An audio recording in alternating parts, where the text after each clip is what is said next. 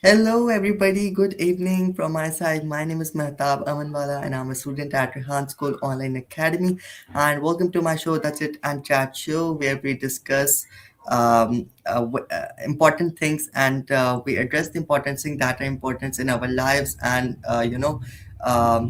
on the daily basis, we have special guests in our studio. And today I am here with another special guest. And I'm here with Miss Ernelita Dacumos, who is an author, speaker, and host.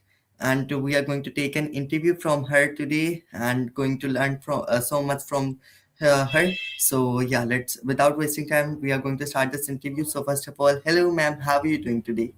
Hi, Meetup. I'm doing great. How are you doing? I'm great too. Thank you so very much for taking out of your time and being here. It's a really honor to interview you today, and Mhm. it's a really honor to have you today also. So thank you so very much again for your time. And Thank you. yes, we are going to start this interview with your introduction. I have introduced yourself a little bit, but now in the brief, you are going to introduce yourself also. So yeah, over to you. It would be my great pleasure. Hello, everyone. My name is Ernelita Dacumos, but you can call me Ernie.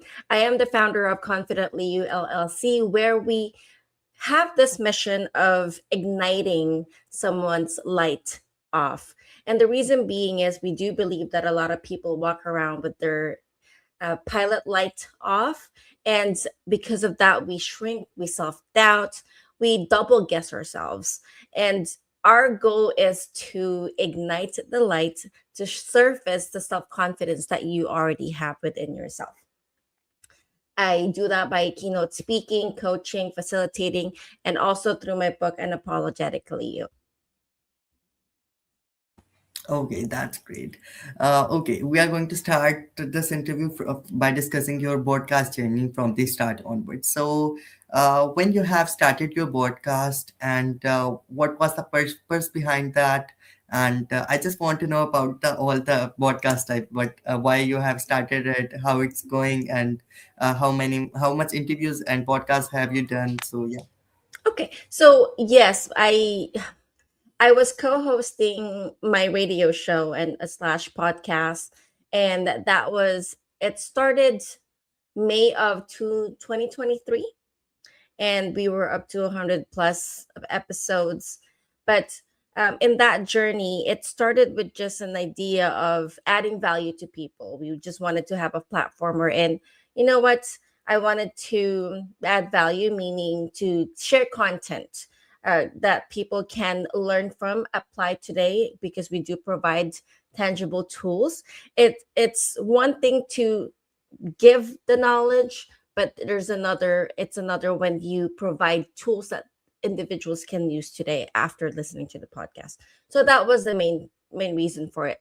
And because of that, we were noticed by a talent scout and was offered to be a host on the radio, not realizing how big that responsibility was. But fast forward, we made a decision to move forward. But in that journey, we it does not mean that because you were offered something, you know what you're doing. A lot of times, like you meet up, right? Well, you're hosting a podcast. Do you know everything that you need to know at the very beginning? We do not, right? And I think that's the biggest fear that we have because we don't know what needs to be done. But the thing is, all we have to do is do one thing at a time and learn from that. We started with a journey of, we know a common misconception of ready, fire, ready, aim, fire. So you get ready and then you aim and then you fire, right? But we did the opposite of that.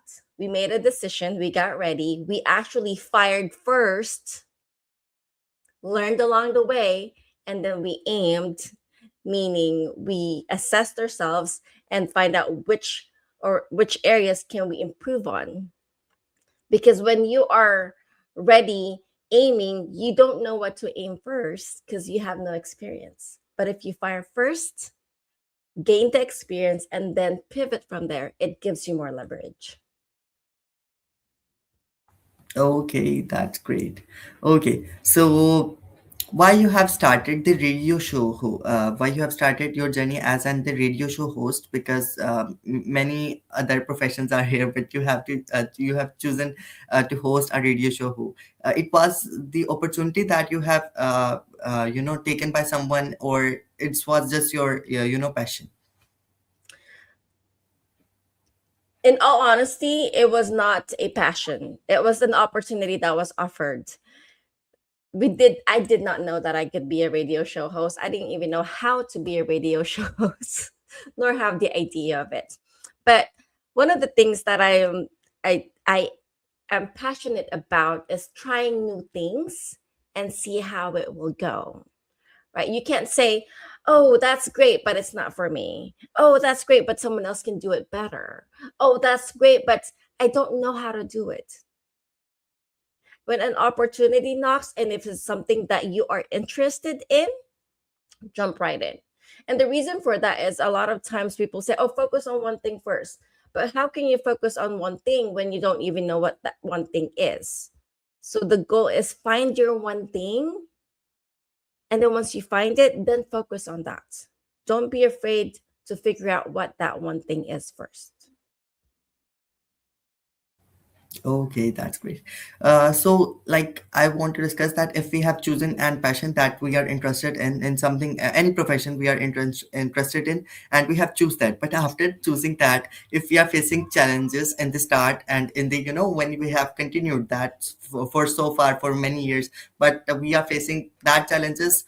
So, how to overcome that, and how to stay believed in that I can do it, and I can make me stable in that profession in which I like. But some professions are here that in the Pakistan especially, many people want to do the things they like, the passion, but they are doing the jobs just for the money, because the purpose is that just money, because but they don't have any interest in their jobs, and they are doing it. And in other countries also, not Pakistan just. So how to take interest in that if you are not passionate about your whatever you are doing right now, how to take interest and let it go for years and years. And so I just want to know about I would love to share my story, Meetup, because I relate to that tremendously. The difference with me, though, I worked in healthcare. I managed the billing department in healthcare for 5.5 years. I loved it. Loved it. I've been in healthcare for 15 years. So there's history there, right? That shows that I love the profession. But there's a profession, but there's also passion. Things that you are meant to do, things that you have a burning desire to do. And like you said, we settle for a job because it gives us the income. But once you learn that, hey, I actually want to do this, I want to do music, I want to be a podcaster, I want to do something different than what I'm doing now. Now you're stuck because you are working your job, right? But the thing is, you're not stuck. It's a mindset. When you have a burning desire to do something, we prioritize it. What does that look like? As I was working in healthcare, in order for me to gear or focus or prioritize what I'm passionate about, I worked after working in healthcare. So I have a 9 to 5 job, and then from 6 to 9 p.m., it's for my passion. And I did that for 4 years. And on the weekends, it's not a sacrifice because they say, oh, it's a sacrifice that you have to make. In all reality, it is not. You get to do it. That's the mindset. You get to do it. The reason being is there's a lot of individuals out there who has great ideas, right? They have this burning desire, they have this wish, and they have this one day. But when you make a decision to work towards that, you were able to do it. Ideas are just that, ideas. Wishes are just that, wishes. But when you set a goal to achieve it and you start taking the steps towards it, see the difference? Is you are working towards it, and that means you're getting closer to that goal, however long it may take you. Okay, that's great. Okay, you have told me that like being the radio show host is not your passion, and so what was your passion before the being the radio show host? What do you want to become, but you can't, unfortunately, and you became, the host of radio show host. Oh goodness. Yes, my passion is helping people, and whatever form that is, we don't know really. That's why I was in healthcare, because I wanted to help people, which I loved. But the moment I dove into radio hosting, it's not about the hosting itself, it's the impact that we are providing. It's not about the task, it's like the results, right?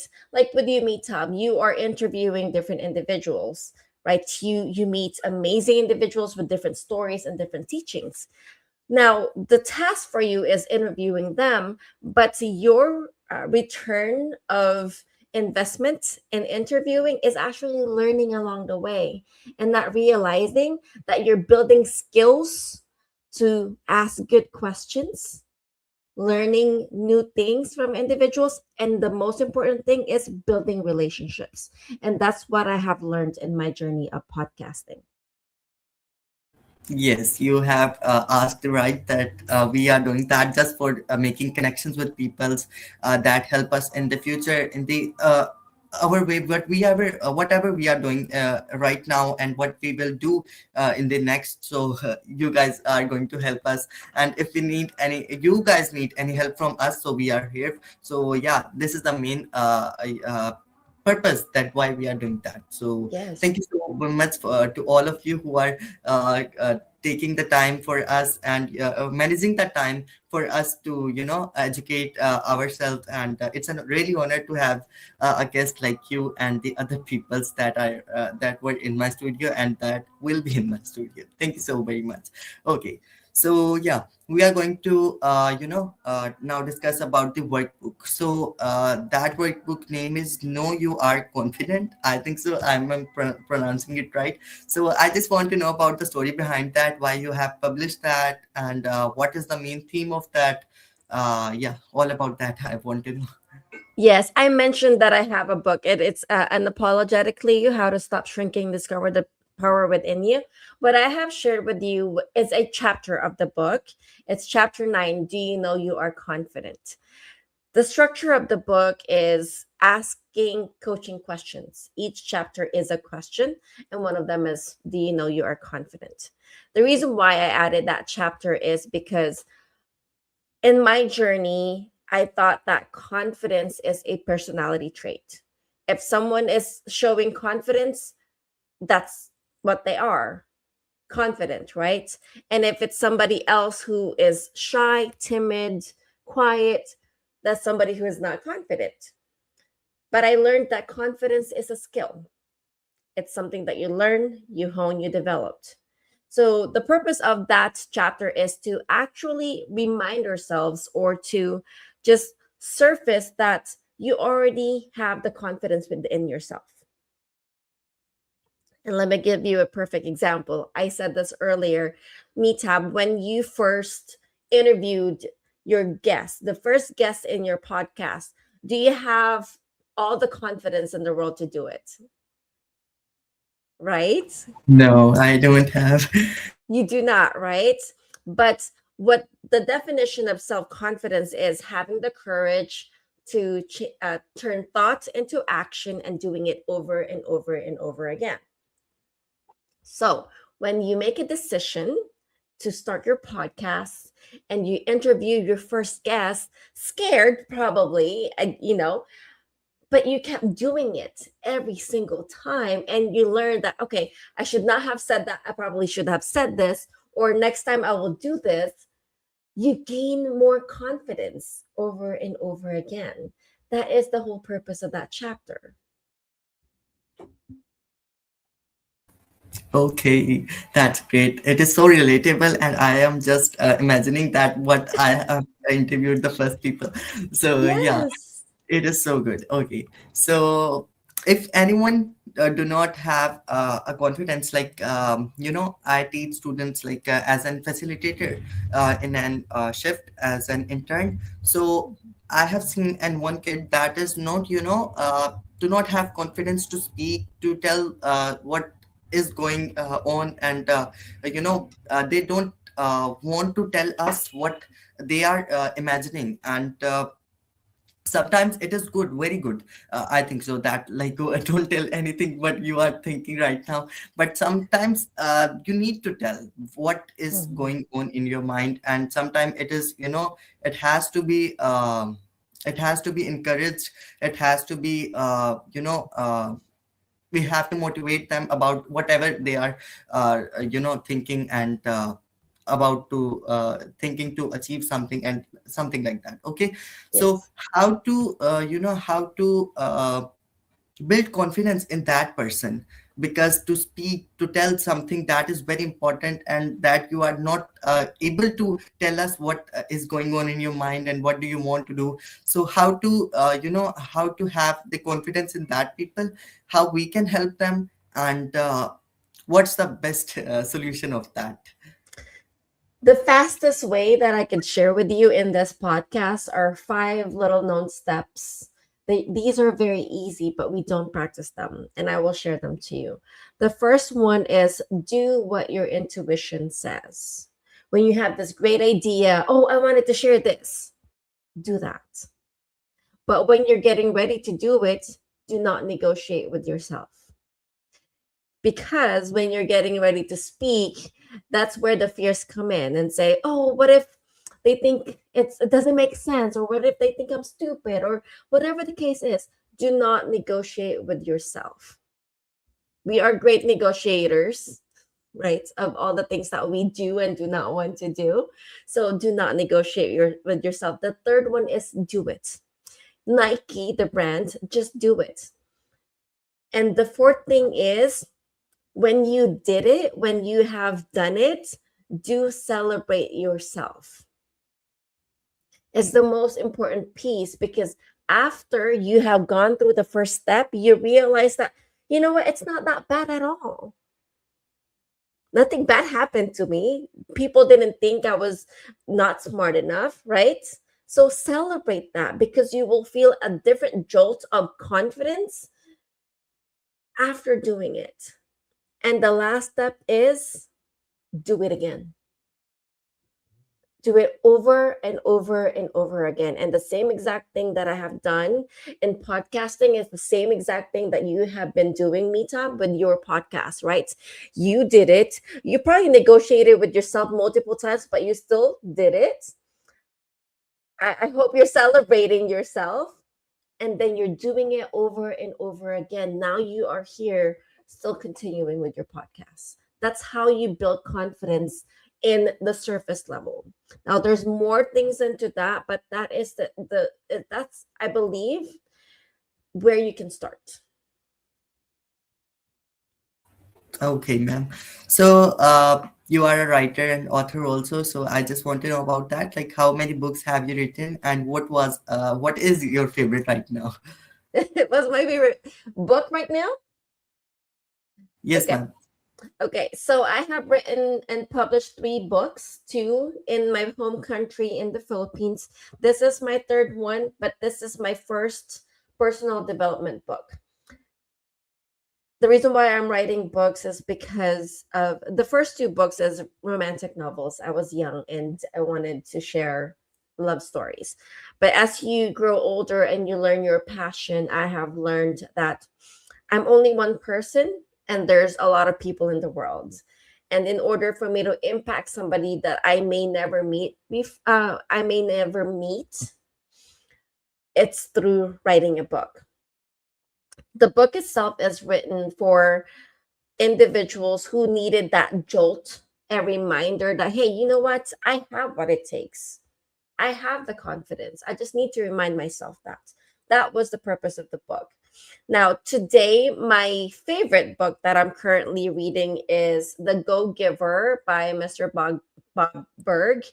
It is a book about selling, but it's actually giving you a different perspective of selling. And it's the same exact thing. We all sell every day. We persuade others to buy into our ideas, to what we want to do. Like, I don't know, if you want to go to the movies, which movie, right? You're trying to convince them to choose the movie that you want to watch. The goal of that book is actually to give. Selling is, it means to give, to add value to people and to solve the problems. And it changes the definition of selling itself. Okay, ma'am.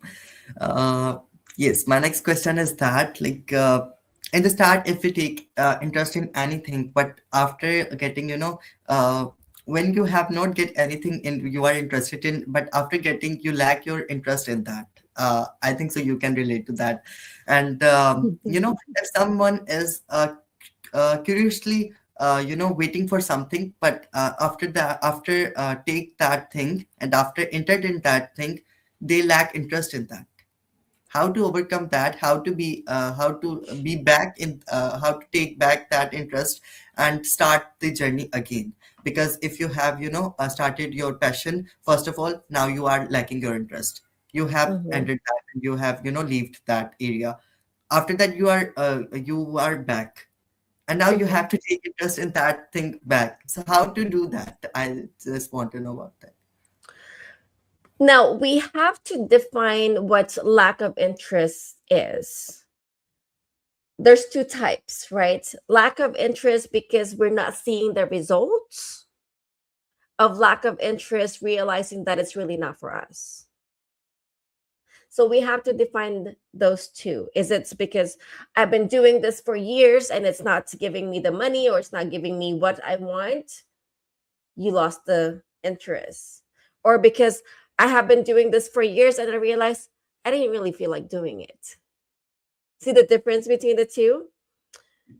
So it's just identifying what stage we are in that life. And if it is lack of interest because we realize that it's really not for us, it's okay. Find that one thing that you are meant to do. Now, if it's lack of interest because it's not giving you what you want, there is this amazing connotation that if you are having a hard time, if you are not seeing the results, this is easier said than done, but do not give up, because passion is stronger than lack of results. It's a matter of recognizing, yes, it is not giving me the results today, but the powerful thing about it is it will pass. It will eventually give you the results. What you're doing today is building the skills, the knowledge, and the confidence that you need. So once you reach that level that you are meant to be and reach that goal, you are completely aligned. So, yes, it's easier said than done, but do not give up. Keep pushing forward. If it's something that gives you that energy when you're doing it, that's passion speaking, even though you're already tired as it is. So, recognizing the difference between the two. Okay, that's great. Thank you so very much, Miss and Ernalita. Thinking about to. Ernie is fine. Ernie is fine. My nickname is Ernie. Oh, okay, okay, okay, okay. So thank you so very much, Miss Ernie, Miss Ernalita, and anything. Okay, thank you so very much, Miss, for taking time for being here and give interview. You have given interview to me, and it's a really honor for me to interview to host you in my studio. Thank you so very much for your time. In the last, I just want to ask if you give any advice, any message to the audience who are watching this interview and who will be watching this interview, so you can. Yes, my great advice is listen more to Meetup's podcast. I'm sure his goal is to add value to people and to bring amazing individuals who can give you tools and stories that will impact you. The second advice is apply them. Because there's one thing about listening, there's one thing about learning, but without application, nothing will come into fruition. Okay, thank you so very much for this amazing advice. I really like. And thank you so very much, Miss Ernalita, for being here. It's a really honor to host you and have a guest. I have interviewed a lot of people, but I think so the best interview I have ever done is of you, Miss Oh, thank Ernalita. you. So yeah, I have learned a lot of things and going to apply this in my life. And yeah, I hope you have find it that interview very good. And if I lack somewhere and can't do better, so sorry for that. Thank you so very much for being here, and thanks to the audience who are watching this interview and who watched this interview after this live session. Thank you so very much for watching. Inshallah, we are going to meet in the next episode of Touch It and Chat. So take care of yourself and Allah Hafiz. Bye bye. Goodbye.